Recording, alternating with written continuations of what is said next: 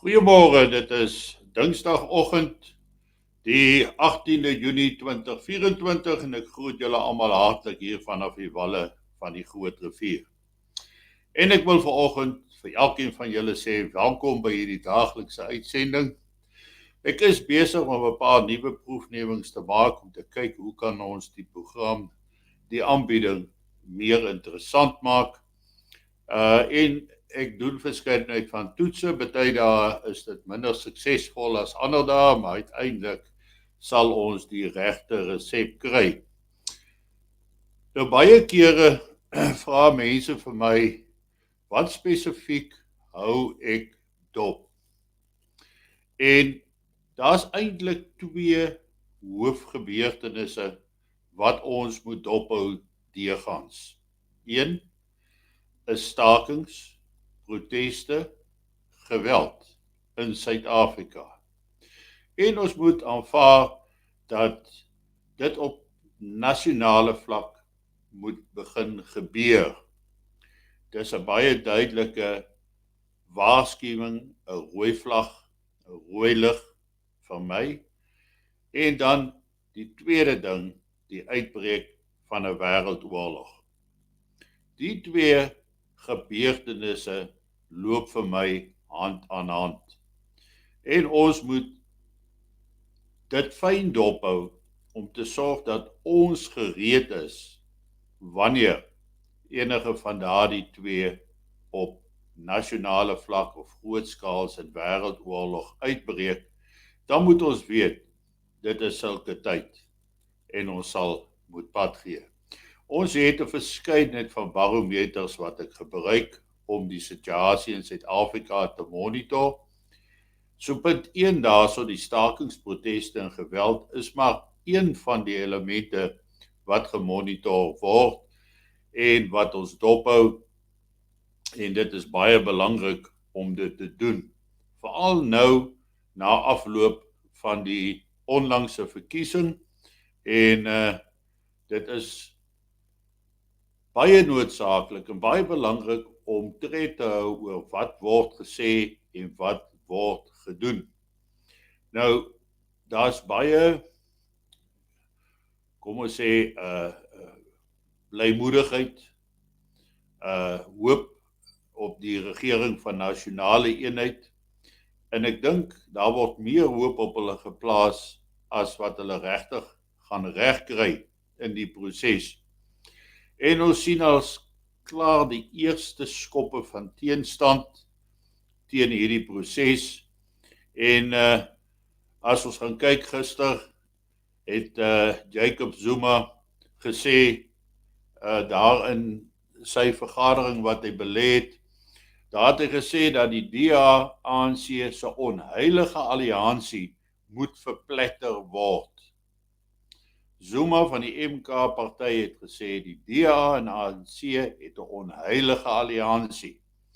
En dan sê hy ook dat hy was betrokke met die eerste regering van nasionale eenheid in 1994, en dit was gedra deur die feit dat dit gegaan het rondom nasiebou, om wraak en haat onder beheer te hou. Hy sê maar die huidige alliansie wat gevorm is tussen die DA en die ANC, en dan die sogenaamde eenheid of nasionale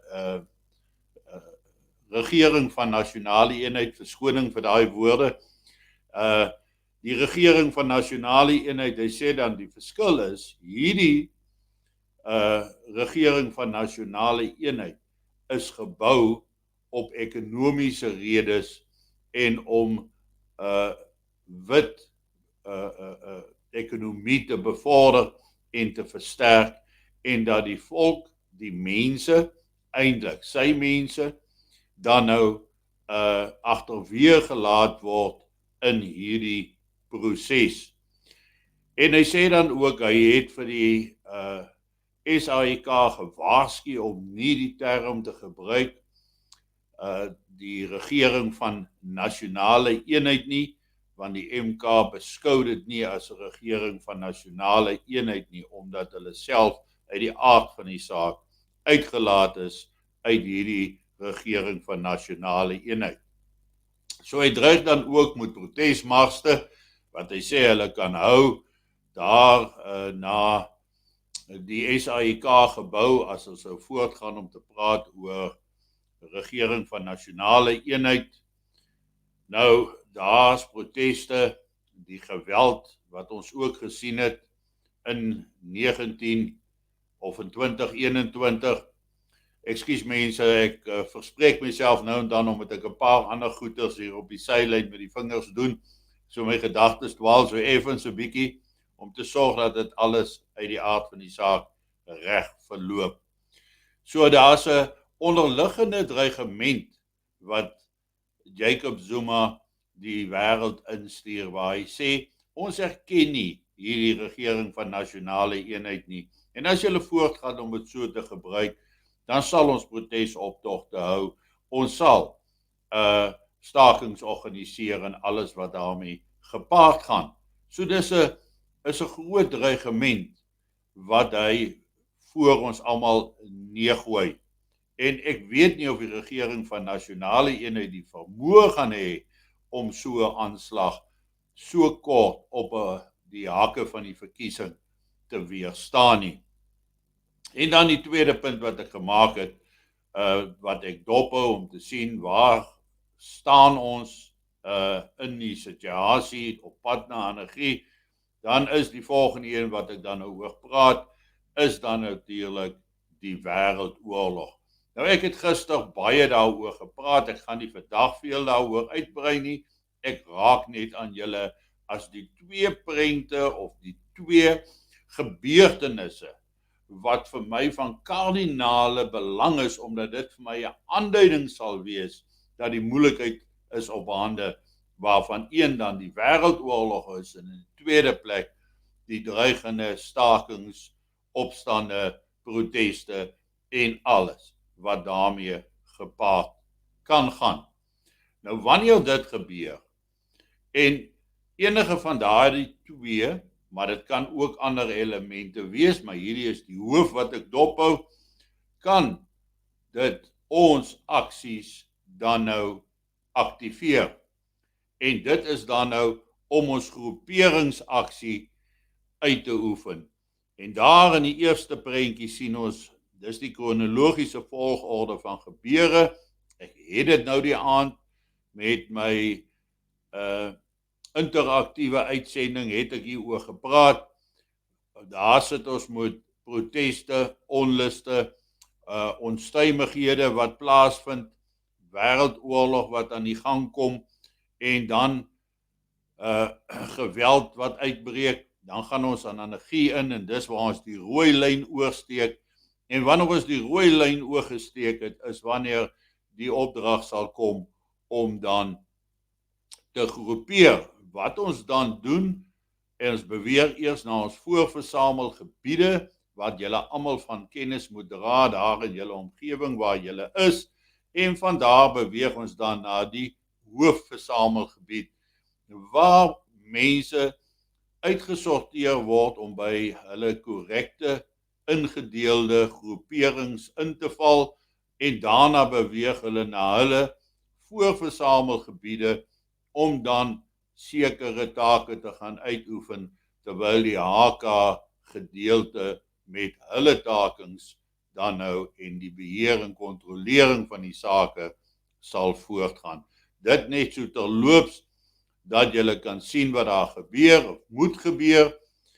En dit is al aan die nuuskant wat ek het vandag, maar ek gaan weer met julle kyk na so 'n bietjie genadetyd wenke en hierdie keer raak ek aan vervoer. Want daar's baie mense wat vir my sê hulle het nie vervoer nie. Nou dan moet 'n mens buite die kassie dink. Vir die wat voertuie het, ek dink dis die grootste hoeveelheid, sorg dat jou voertuig diensbaar is, dat die bande in 'n relatief goeie toestand is, olie, water, battery, brandstof altyd vol plus ekstra, addisioneel spaarolie, 'n wielpomp, 'n spaarwiel, wielsleutel, 'n domkrag, 'n trektou, en elke konvooi het dan ook 'n herwinningsspan wat moet help indien daar voertuie is wat in die moeilikheid is, waar daar gebreke kom, sal daar 'n herwinningsspan wees wat kan help om die voertuie met probleme dan te vat tot by 'n punt waar herstelwerk kan plaasvind. En dan die mense wat geen vervoermiddel het nie, praat met jou konvooileier. Ons het heelwat studente wat moet opgetel word, uitgebring word. So ons is voorberei daarop en konvooileiers gaan uit hulle pad uit om te probeer reëlings tref om vervoer vir mense daar te stel wat dit nie het nie. Ons moet egter 'n plan maak. Ons moet buite die kassie dink. Jy moet 'n voertuig gryp as dit nodig is. Ons moet dink aan vragmotors, busse, enigiets waarop ons net mense kan laai wat ons kan uitbring na veilige areas toe, waar ons dan vanaf ons hoofversamelgebied, voorversamelgebiede met gebiedsdominering kan begin. Dis al vir vandag en ja, ek hoop julle het my goed gehoor, die klanke en al die dinge, en ek speel met 'n paar gedagtes, ook om sulke 'n paar klankies in te bring, wat nou daar afgaan, en klanke wat gespeel kan word. Ek hoop julle hoor dit op hierdie stadium.